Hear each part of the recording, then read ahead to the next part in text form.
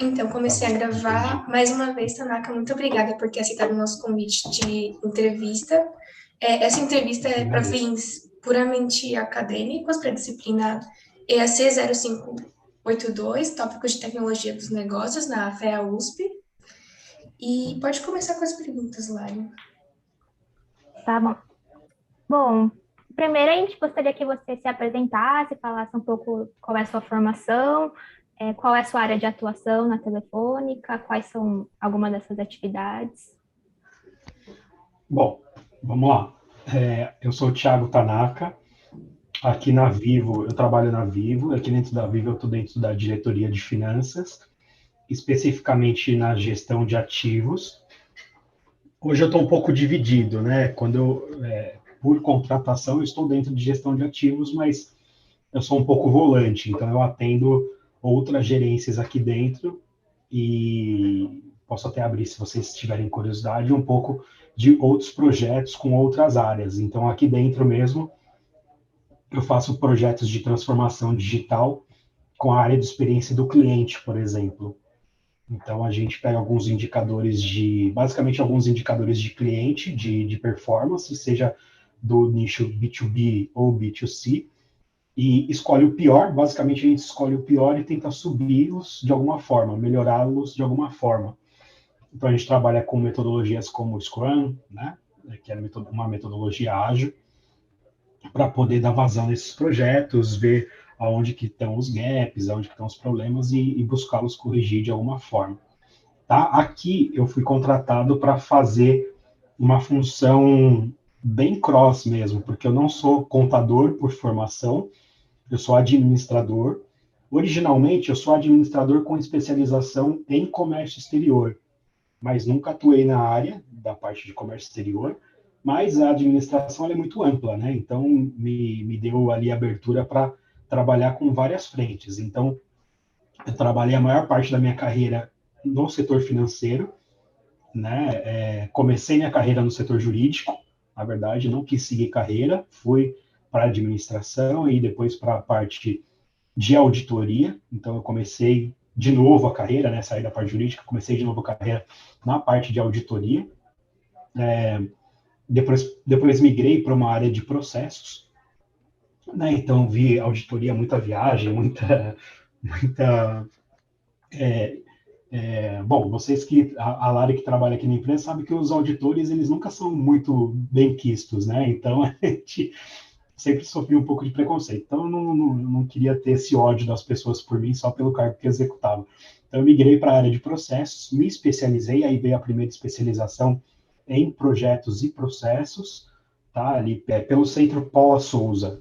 E aí segmentei mais a carreira nessa parte de processos, apesar de continuar trabalhando em auditoria, mas dessa vez eu migrei para um setor administrativo, em finanças também, então eu sempre estive muito próximo de finanças, e fiz algumas consultorias autônomas depois que eu saí de auditoria, né, consultorias na área de processos, então basicamente eu entrava no cliente, mapeava os processos, levantava os gaps e propunha algumas soluções, basicamente era isso. Então, eu fiz projetos como o Ambev, por exemplo, foi um projeto bem grande que eu toquei sozinho. Então, depois eu resolvi me desbravar uma startup, né? E aí sim comecei a entrar nessa parte de dados.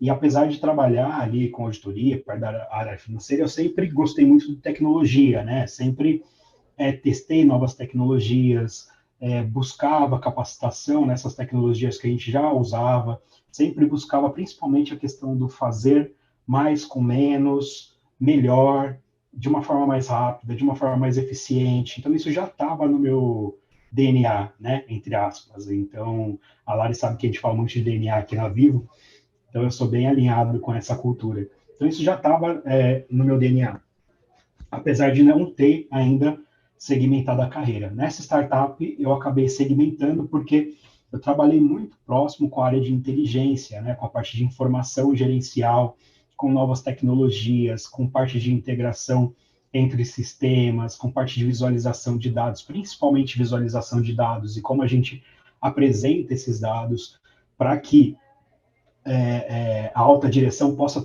ter insights, né? A gente gera esses insights, eles tomarem as melhores decisões que vão impactar no futuro da empresa ou até numa correção de rota de presente da empresa. E aí eu busquei uma nova especialização nesse sentido. Praticamente, quando eu entrei na Vivo, eu já entrei com essa decisão de me especializar novamente. Então, como eu comentei com vocês antes da gente começar a gravação, eu estou concluindo aí uma nova especialização pela USP Exalc, que é na área de Machine Learning, né, na área de ciência de dados. E aqui eu entrei na Vivo para fazer esse cross, né? Apesar de não ser contador, mas ter atuado muito na área financeira, de conseguir fazer essa interface entre os interesses de digitalização, automatizações, transformação digital como um todo, que é um movimento global da Vivo, ajudar todo mundo que está no setor de contabilidade a entrar nessa onda, né? Seja ajudando na parte metodológica, que é a teoria, né? Então, aqui eu já dei alguns cursos, algumas palestras, estou sempre puxando o pessoal para apresentar novas tecnologias, novas metodologias, novas tendências, novos softwares, seja na parte operacional mesmo, que já é, de fato, automatizar processos.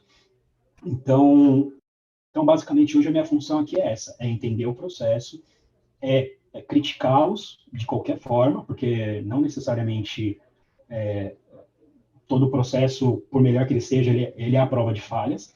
Então, não necessariamente, por melhor que ele seja, ele não pode ser melhorado, pelo contrário, processos sempre podem e devem ser melhorados, né? Se a gente pensa num conceito de Lean Six Sigma também, que é uma outra área de especialização que eu tenho, a gente precisa buscar a eficiência de processo, que é a melhoria contínua. Então, a gente melhora o processo, mas melhora e melhora e melhora. Eu uso sempre, quando eu vou dar um curso, por exemplo, uma imagem de uma cozinha que estava toda bagunçada de louça, e aí você lavou essa louça.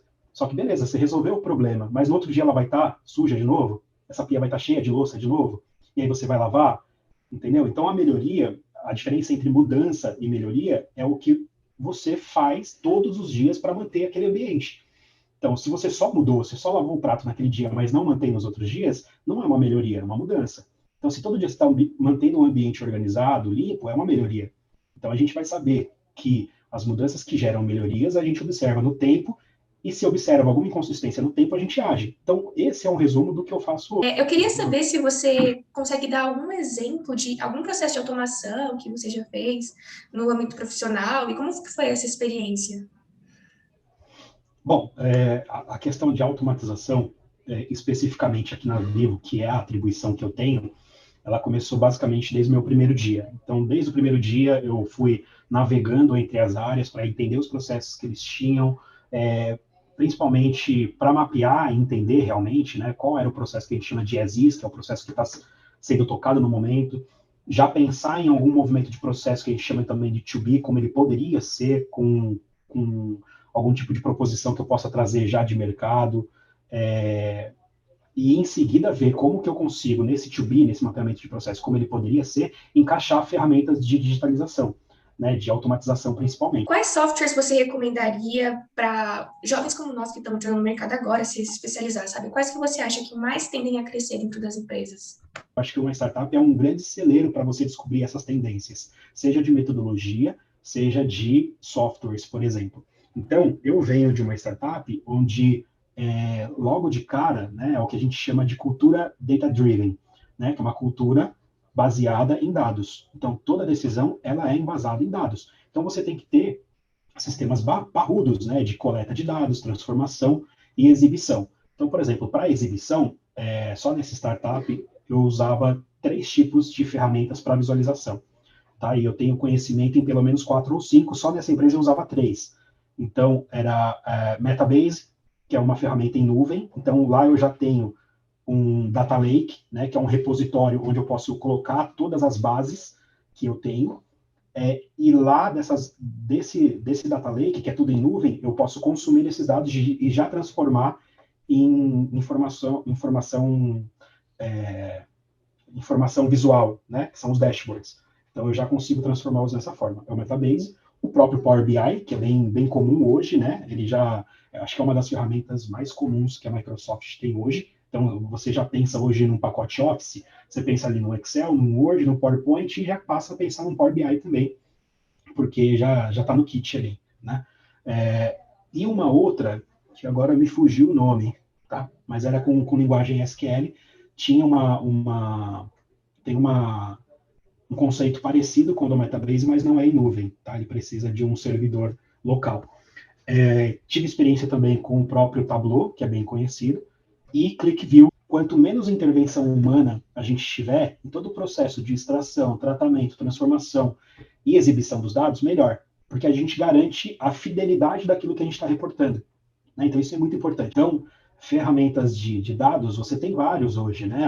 As próprias startups hoje usam ferramentas de armazenamento de dados mais da moda, né? Como Amazon, como Hadoop, Hadoop é da Amazon, desculpa, o Hadoop da Amazon, ou outras ferramentas, né? Empresas grandes normalmente vão usar Oracle, vão usar SAP, que são as grandes empresas, né, que trabalham com armazenamento de dados. A própria TOTUS, né, que tem o Proteus, e por aí vai, tá bom? Por último, Tanaka, o que a gente gostaria de saber é quais oportunidades você enxerga que podem ser alcançadas através da transformação digital? Olha, as oportunidades são gigantes, porque a gente vive num mundo, você já deve ter ouvido falar VUCA, né? Que começa pela volatilidade, por aí, cada uma das letras é um acrônimo, né? Aí tem gente que já fala que não é mais VUCA, é MUVUCA, e aí acrescentam mais termos ao acrônimo. Tem gente que fala que já não é nem mais isso, porque justamente é muito dinâmico, né, o mundo que a gente vive hoje. Então, principalmente falando de tecnologia, alguma coisa que é hoje já não é mais amanhã. Então, o maior problema de quando você faz projetos voltados à tecnologia é que esses projetos eles precisam dar vazão muito rápido, porque se você demora muito para implementar algum tipo de planejamento, quando você vai operacionalizar, ele já pode estar obsoleto. Né? Aquilo que você tinha planejado, de repente, já não atende mais a necessidade, os requisitos que você levantou com o cliente uma hora, no outro dia já não são mais, as coisas são muito mais dinâmicas hoje em dia. Então, esse é o principal desafio. Então, quanto mais agilidade você tem dentro dos processos, para poder tratar principalmente aquilo que é muito manual, que é moroso, que tem um padrão, né, e que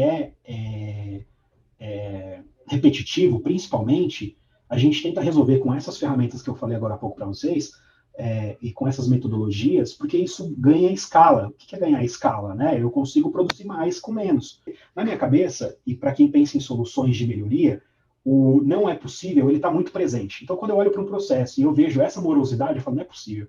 Não é possível que funcione dessa forma, não é possível que você tenha que sofrer dessa forma, que você deixa de ficar com o seu filho, com sua esposa ou com o seu marido para poder ficar processando dados, não faz sentido.